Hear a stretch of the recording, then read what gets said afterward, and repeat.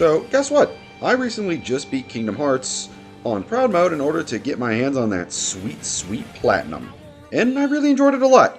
But man, oh man, were there some of the most absolutely brutal levels in Proud Mode. I was ready for it to be hard, but some of these levels were just incredibly tough.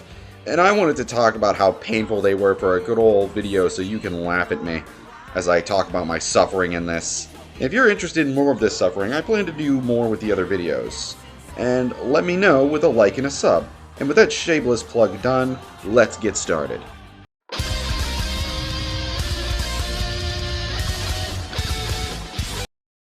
Agrabah is one of those levels where I'm real mixed on how I feel about it as a whole. There are things I really love about it, but also things I despise about it as well. But one thing is certain for me, and that is how insanely brutal this level is on Proud Mode. And why is that? Well, Agrabah seems to just be the biggest hangout spot for Heartless in this day and age. Because there are just so many enemies in this level in comparison to, like, any other level in the entire game. Each encounter feels like two Heartless encounters mixed into one. And if these enemies aren't the exact definition of dick moves, from bandit enemies that fly at you like goddamn shurikens thrown by the fucking Ninja Turtles, to the damn giant fat enemies that look like Pokemon if Game Freak gave them a Galar form, that can also shoot fireballs at you so they're now just given long distance, which is, you know, real fun in a game where the camera is your biggest enemy. Plus, every single encounter takes place in a very cramped room, which only gets worse when you get to the Cave of Wonders, where when you get knocked down into a basement area, you have to climb back up and fight the same bullshit all over again. And if that isn't the definition of insanity, I don't know what is.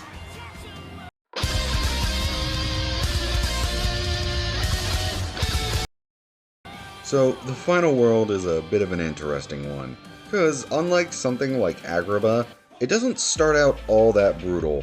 The only major challenge is the Darkness Ball arenas that will fall on you as you progress throughout the first area. Then you get to the areas that are just the cut and paste enemy arenas.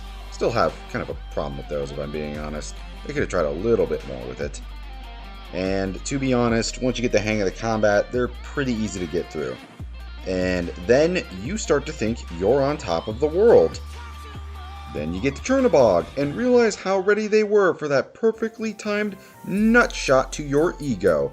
Especially considering that they were dickish enough to make you fight them with those goddamn flight mechanics. And once you kill him, after he kills you enough times to make you swap over to a different game for about a week, you think to yourself that nothing could possibly be as bad as that. And then you get to the second to last area, and realize that maybe they didn't test this section as much as they should.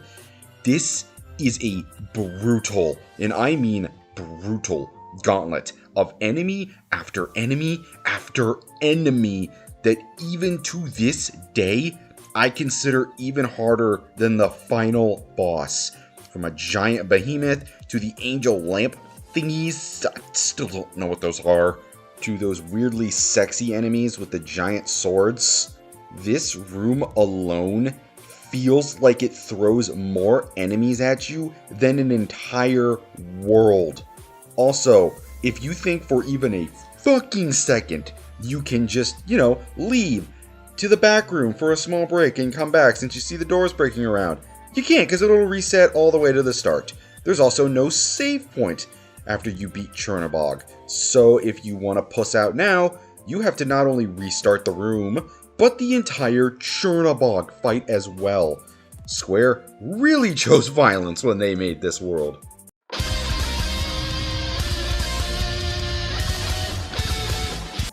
Fuck this level.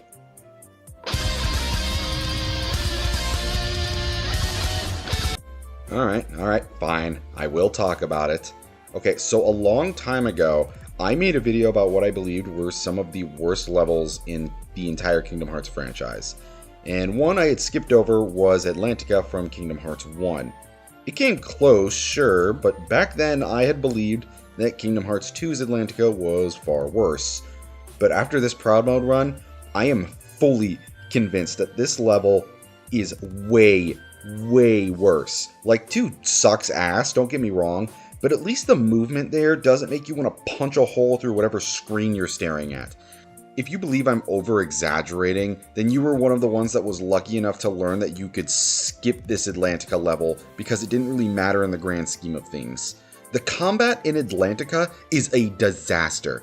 Imagine the already kind of rough combat from Kingdom Hearts 1, but now you have to deal with annoying as shit controls that make every single experience somehow feel like an inescapable layer of hell.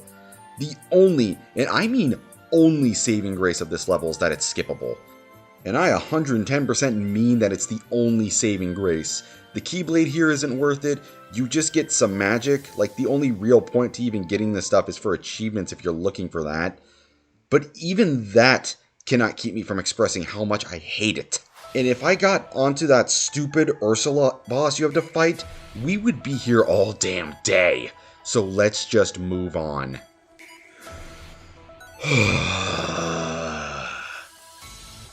I'm about to go into this level hard. Hollow Bastions already earns my anger by stripping you of your Keyblade right at the very start, turning battles into absolute chores that you either have to run from, rely on the magic spells, or pray Beast's AI is smart enough to destroy them. And once you get the Keyblade back, you're probably thinking to yourself, well, now I can handle this with my weapon back. Well, now you get introduced to the level's biggest enemy, and it's not Riku, Ansem Ku, or the literal giant fucking dragon. It's the goddamn level design. There are so many, I mean so many sections where you have to sit through constant transition after transition after goddamn transition of riding elevators and going through doors in order to reach the same area, only for some asshole of an enemy to decide it wants to hit you while the camera zooms in on someone like 10 feet away. So after hearing all this, you're probably thinking, well, Crimson, why don't you just ignore the enemies instead of fighting them, you silly fool you? Well, I would, if I was allowed to. In order to progress through several sections of Hollow Bastion, you have to activate switches, and these switches can only be activated when there are no enemies in the area. So you're forced to constantly fight these enemies in areas where one wrong mistake means either death or adding on at least 5 minutes of annoying backtracking, or a mix of both. It's a level that pushes you to pure hatred for not only the game, but also a small part of yourself for being stupid enough to try this on a hard difficulty. Why did you do it, Crimson? Is the video worth your own mental sanity? I'll be honest, I've been broken to the point where I can't even tell anymore. It's that brutal, and we're not even done. We have one more level.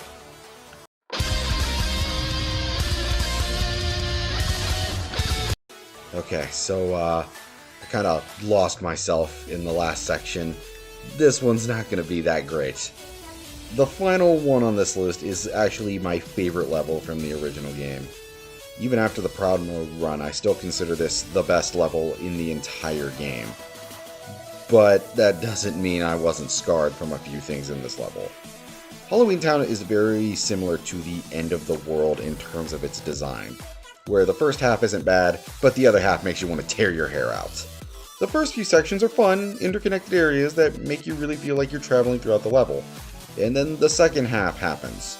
And now I'm going to bitch about that annoying ass tower. I do not like the tower. I hate it quite a bit. Well, I think the design of it is really cool. Fighting on this level is a gigantic, and I mean gigantic, pain in the ass. With how absolutely irritating the camera is in this game, it starts to become almost impossible to hit someone until after they slam into you and take away over half your fucking health. Then comes the stupid little brats, lock, shock, and barrel, and let me tell ya, child abuse never felt so good. And while the first Oogie fight isn't that bad, more just tedious, his giant tower body is a total pain to deal with, as you now have to juggle destroying the black globs with clunky, annoying platforming sections. And the longer you go on and the more you destroy, the harder it gets to destroy because they start pelting you with dark magic. it just gets so rage-inducing. It's also kind of funny to me how this goes from a super cool and fun level to a painful rage-a-thon of pure hatred and malice. It's almost impressive how they were able to create something like that. And that's the end of the video. This vid was certainly a little different than my other videos in terms of actually making points in favor of just goofing off and having fun, but I enjoyed my time platinuming Kingdom Hearts 1 without a doubt, and I just wanted to look back on the Proud mode with a little fun goofiness. And after doing it, I now can't wait to do it for the other ones. And if you want to make sure you're around for those, make sure to do me a favor and drop a like and a sub.